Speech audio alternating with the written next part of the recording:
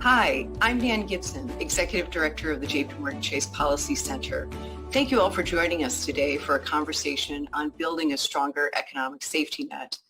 The pandemic has simultaneously exposed both the fragility of the existing safety net as well as the opportunities for modernization and embedding greater equity into the system. We have two leading thinkers on these issues who are going to cover some weighty topics with speed and precision. Chen is the founder and chief executive officer of Propel, a software company that aims to make America's safety net more user-friendly. Nina Olson is executive director of the Center for Taxpayer Rights at the New America Foundation and co-author of a new report that examines the role of the IRS in delivering key benefits.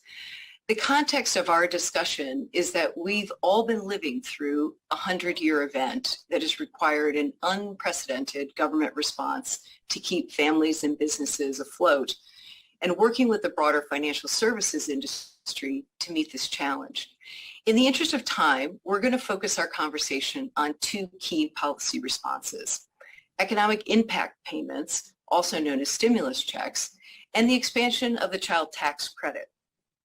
To counteract the abrupt and widespread shuttering of the economy in response to the COVID-19 crisis, direct relief to individuals and families came via stimulus payments of $1,200, $600, and $1,400 throughout 2020 and 2021. Research by the JPMorgan Chase Institute and other analysts has found that those stimulus checks have played a key role in boosting the cash buffers of families, especially low-income families that have experienced the highest rates of job losses. Yet it's estimated that more than 5 million eligible households, mostly low-income households who needed it the most, did not get the first two payments. Meanwhile, the popular bipartisan child tax credit was expanded under the American Rescue Act and is poised to deliver monthly payments to families with children. By some estimates, this will cut child poverty, deep child poverty, among children in half. Let me first turn to Chen, for a question about, what are some of the challenges that we're seeing in terms of the customer experience and people being able to access these economic relief payments, and how does Propel try to mitigate some of those pain points? Jimmy? Nan, thank you so much for having me here. Let me first define who we are and who we serve. So Propel is a technology company that builds tools for people who receive SNAP benefits, also known as food stamp benefits, across the United States. We serve more than 4 million families each month. We also offer those 4 million families a debit card along with our partner bank that is built specifically to focus on the needs of low-income Americans.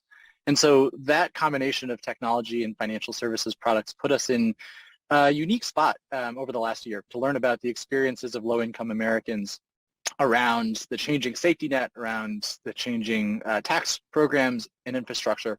And we really saw a whole variety of outcomes. I think the first thing that we saw was that for low-income families who were already on the edge financially, the pandemic was created an incredible amount of hardship. It was really unprecedented in many ways, and that the economic impact payments, as well as a variety of other safety net changes like increases to the SNAP program, really had a massive impact, and families really were waiting and looking for every piece of information they could possibly find about how can I access those and how can I get those into my account as quickly as possible.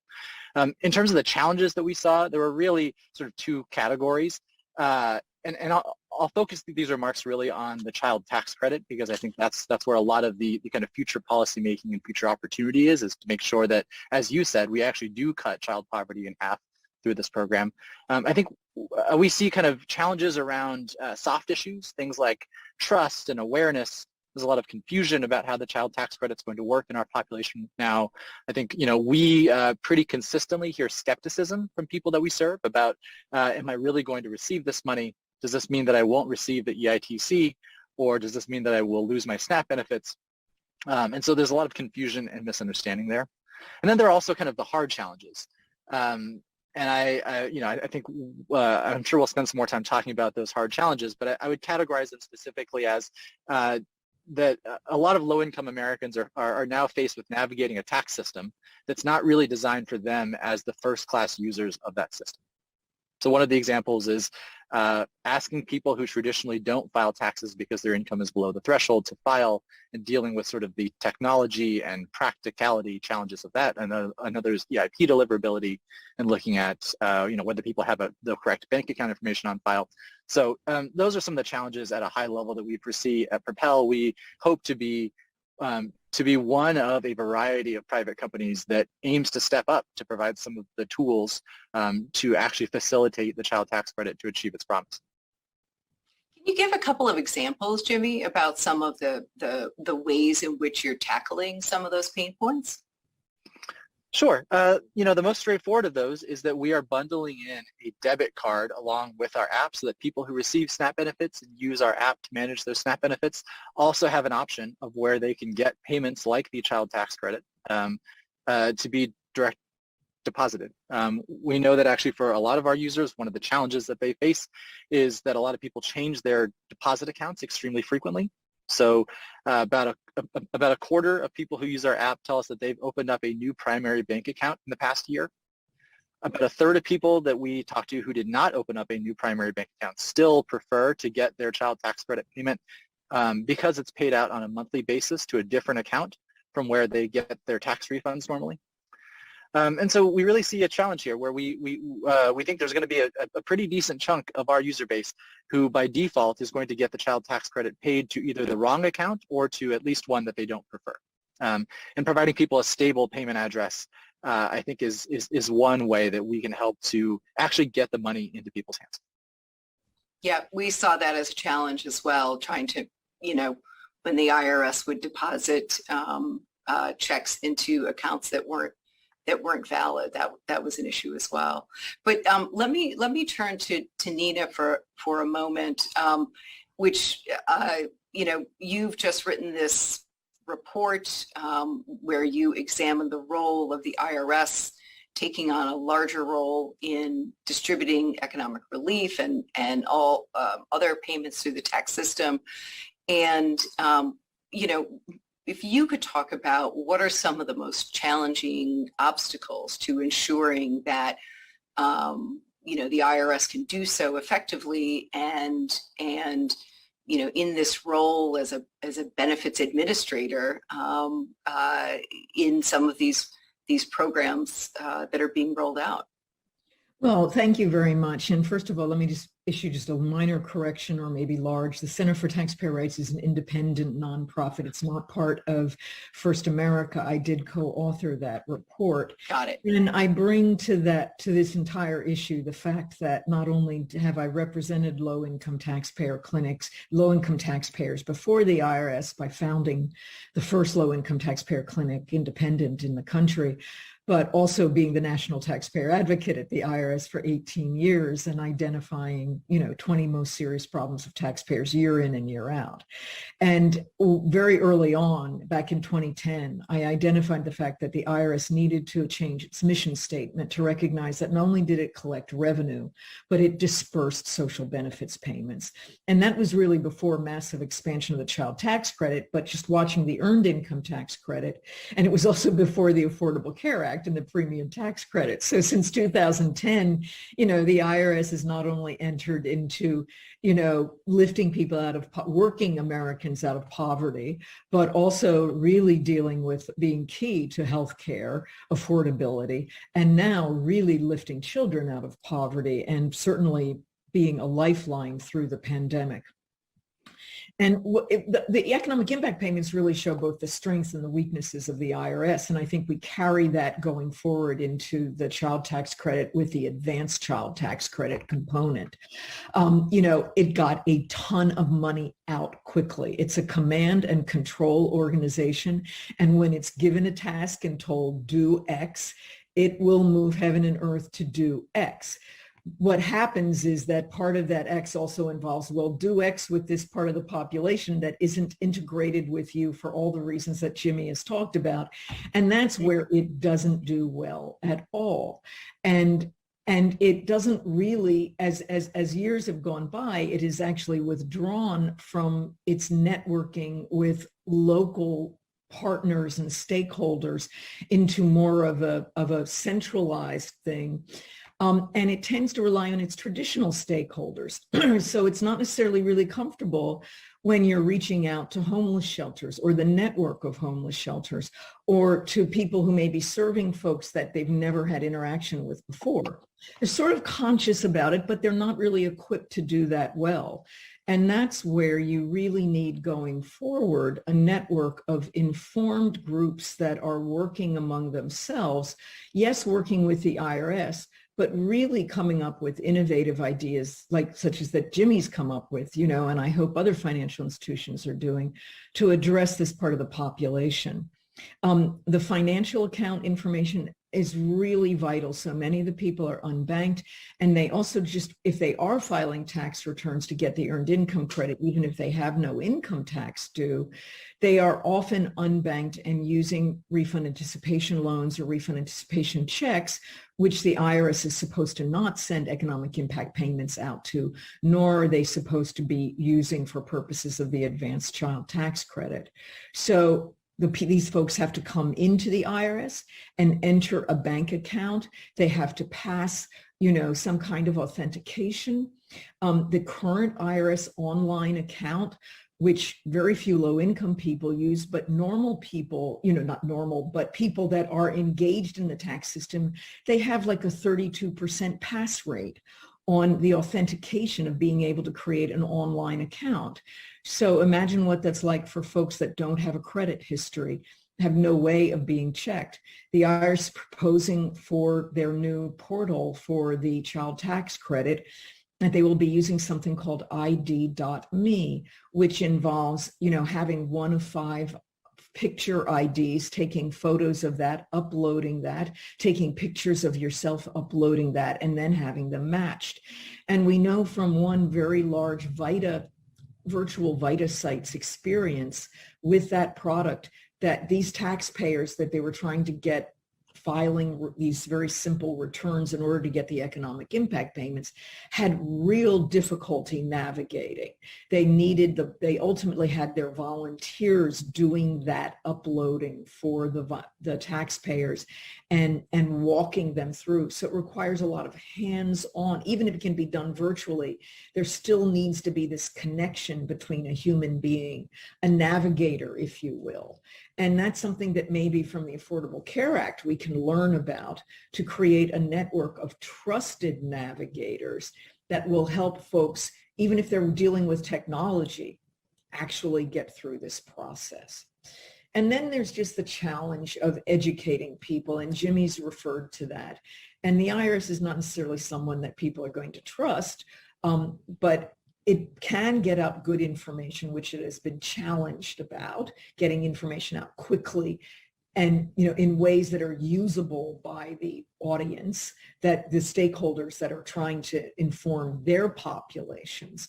And so there's not as much of a back and forth and a real transparency there like we need to have going forward. That's just a little bit of the challenges. I would say that, what I have recommended is that Congress actually require the IRS to state its mission statement as a dual mission, revenue collection and benefits distribution, because that will force the agency to set up different strategies, strategic goals, initiatives, how they're doing performance measures as far as this goal is concerned, as far as that goal is concerned. And then also hire different employees with different, skill sets, more along the line of public outreach and welfare employees, caseworkers, to work in this area because of the specific needs of the population. Absolutely. And could you just say a few more words on, do you know what the current plans are from the IRS in terms of what they've already announced that they're planning to do to educate consumers about? Well, they had some private conversations and a summit, which they didn't want people to come out with dates, but I can give some high level, and there may be some announcements this week. They are planning to create an online, very soon, shortly, an online site where people can come in without putting any financial information or personal information in to check whether they might be eligible for the child tax credit. Then they are planning to open up this portal, and they are sending a letter first to people saying, and this should happen very shortly, saying, based on the information we have at hand, you are eligible for this much in the child tax credit for this children. And then they will follow that up with a letter and then that letter also says, if you don't want to get the credit monthly, you can unenroll. And that will announce their opening of their portal to unenroll. Then they will send out a second letter saying, this is exactly how much we are giving you. And here's the account that it is going into. And here's the monthly amount. And that will also give them more information about if you haven't filed since they're using both 2020 and if there is no 2020 return using 2019, they'll give them more information about 2020 return. And if you haven't filed a 2020 return, they are going to open up a portal to do very easy filing returns where you don't have to put in income information. Just if it's below this amount, then just answer a few questions, enter your kids, and we're off. They've also said that because they're so far behind on processing 2020 returns, that if your return 2020 is held up, if they base it on 2019 and they get a new 2020 and they process a 2020 return, they will change the payment, even after the first issuance of payment to reflect the new circumstances on the 2020 once it's processed. By about August, you will be able to go in and change your married status, add a child if one has been born since 2020. They're very vague about what you do if the child has moved households. We are not getting information about that. And this is a little concerning or not little, very much so, by September, they're saying that you would be able to change your financial account.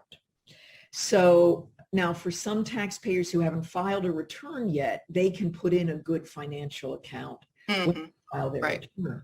But if you used a RAL last year or in 2020 and you want to have an account, the money direct deposited this year, you're going to have to wait until later after some payments are already out by check or maybe debit card to update that account information. And that's all we know at this point. Right. Well, I think one of the points that I think that this conversation also brings up is that whether it's stimulus payments or the child tax credit, these types of opportunities, they provide an opportunity to connect the unbanked consumers to bank accounts or, vehicles for receiving these payments, and also encourage people to opt into direct deposit opportunities. But this way, obviously, as you all know, the people have the opportunity to get their payments in a more timely fashion, and also they're less likely to be at risk for fraud.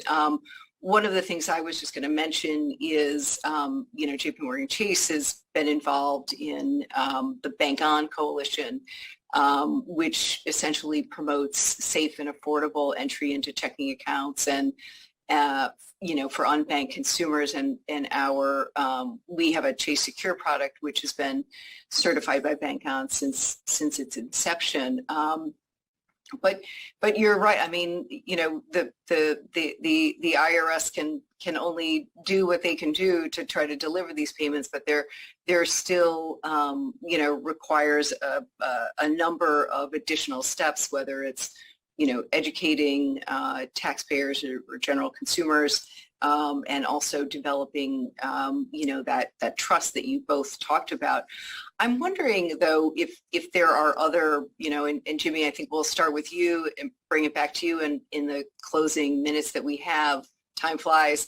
Are there other things that the financial services industry or banks in particular can be doing, or how can fintechs help both with this the new rollout of the child tax credit, and then additional opportunities to help folks get connected to you know, mainstream banking services?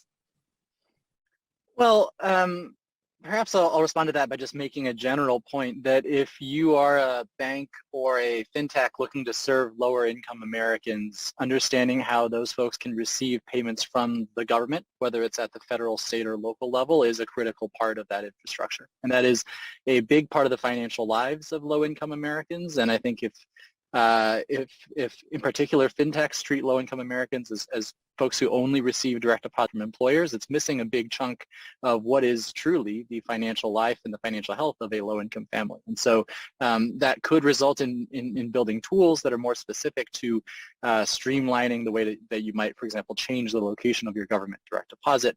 It might, per what Nina said, invoke some of the aspects of being a navigator in terms of helping someone to understand these systems and to get the word out about how programs like the child tax credit can work. And it also means, training customer service and frontline staff, because a lot of the questions that we hear, because our user base does use government benefit programs, are often questions that are specific to those programs, right? When are my next deposits going to come? How do I change my household status, and so on? Yeah, great. Nina, did you want to hop in?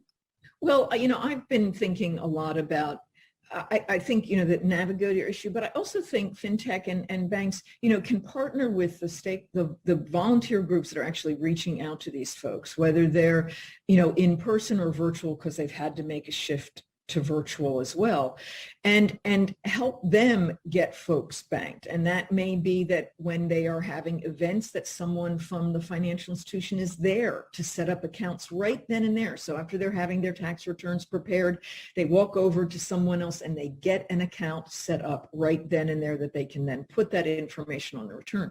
The other thing I've been thinking about is historically what we heard from financial institutions, where they really weren't that interested in the income tax return because it was a one-time a year plop money in, and then it pretty much, if you did a debit card or an account, it went out very quickly. So the child tax credit, the monthly child tax credit, changes that equation. It's more like the traditional benefit program. It's more like the traditional benefit program. So there you would have a customer that maybe that's going to come. How do I change my household status, and so on? Yeah, great. Nina, did you want to hop in? Well, I've been thinking a lot about, I think, that navigator issue, but I also think fintech and banks, can partner with the volunteer groups that are actually reaching out to these folks, whether they're, in person or virtual, because they've had to make a shift to virtual as well, and help them get folks banked. And that may be that when they are having events, that someone from the financial institution is there to set up accounts right then and there. So after they're having their tax returns prepared, they walk over to someone else and they get an account set up right then and there that they can then put that information on the return. The other thing I've been thinking about is historically what we heard from financial institutions, where they really weren't that interested in the income tax return because it was a one-time a year plop money in, and then it pretty much, if you did a debit card or an account, it went out very quickly. So the child tax credit, the monthly child tax credit, changes that equation.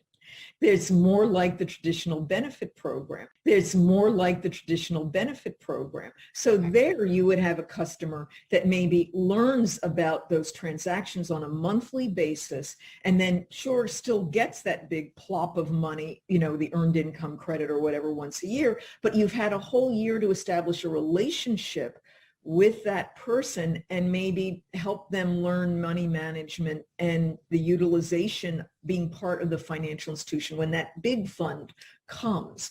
And I think that really is a game changer that I haven't been able to think all the way through, but I do think it changes the environment for these individuals. That is a great point, and I wish we had more time to talk more about that, but we're going to have to leave it there. Thank you both so much, Jimmy Chen from Propel and Nina Olson from the Independent Center for Taxpayer Rights. Appreciate your time today, and thank you all for your time.